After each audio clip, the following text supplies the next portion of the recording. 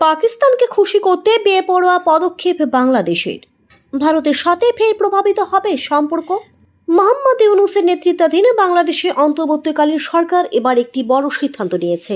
এই প্রসঙ্গে প্রাপ্ত তথ্য অনুযায়ী জানা গিয়েছে, সরকার অবসরপ্রাপ্ত লেফটেন্যান্ট জেনারেল আবু তৈয়ব মোহাম্মদ জহিরুল আলমকে ডেপুটি ন্যাশনাল সিকিউরিটি অ্যাডভাইজার হিসেবে নিযুক্ত করেছে।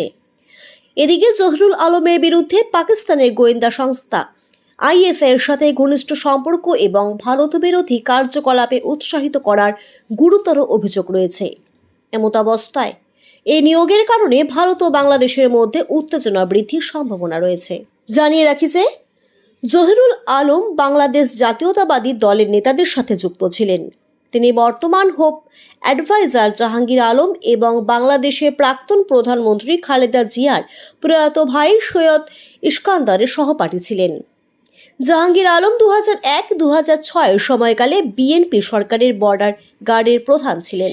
এছাড়াও জহিরুল আলম বাংলাদেশের ন্যাশনাল ডিফেন্স কলেজের কমান্ড্যান্ট হিসেবেও দায়িত্ব পালন করেছিলেন।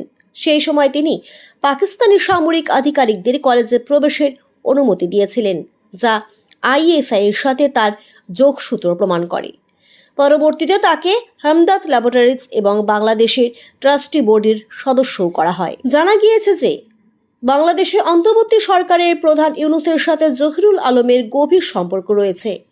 তারা দুজনেই চট্টগ্রামের বাসিন্দা। এমতাবস্থায় তার নিয়োগের বিষয়টি ইতিমধ্যে উঠে এসেছে আলোচনার কেন্দ্রবিন্দুতে। ঢাকার বিশেষজ্ঞরা জানিয়েছেন যে এই পদক্ষেপ ভারতের সাথে বাংলাদেশের সম্পর্ক আরও দুর্বল করে দিতে পারে। বিশেষজ্ঞরা এটাও অনুমান করেছেন এই নিয়োগ আঞ্চলিক স্থিতিশীলতার জন্য হুমকির কারণ হতে পারে। জানিয়ে রাখি যে জহিরুল আলমের ঘনিষ্ঠ সহযোগী অবসরপ্রাপ্ত মেজর ইস্কান্দার খালেদা জিয়ার ছোট ভাই ছিলেন। তিনি 2001 থেকে 2006 সাল পর্যন্ত বিএনপির টিকিটে ফেনী 1 থেকে সংসদ সদস্য ছিলেন। ইস্কান্দার ইসলামিক টেলিভিশনের প্রতিষ্ঠাতা সভাপতি ছিলেন এবং ভারত বিরোধী শক্তির প্রচারের জন্য পরিচিত ছিলেন। 2001 সালের নির্বাচনে তিনি বিএনপির নির্বাচনী বিষয়গুলো পরিচালনা করেন। এমতাবস্থায় জহিরুল আলমের এই নিয়োগ বাংলাদেশে অন্তর্বর্তীকালীন সরকারের উদ্দেশ্য নিয়ে প্রশ্ন তুলছে। ইতিমধ্যেই ভারতের সাথে টানাপোড়েনের সম্পর্কের মধ্যে এই পদক্ষেপ দু দেশের মধ্যে অবিশ্বাস আরও বাড়িয়ে তুলতে পারে বলেও অনুমান করা হচ্ছে।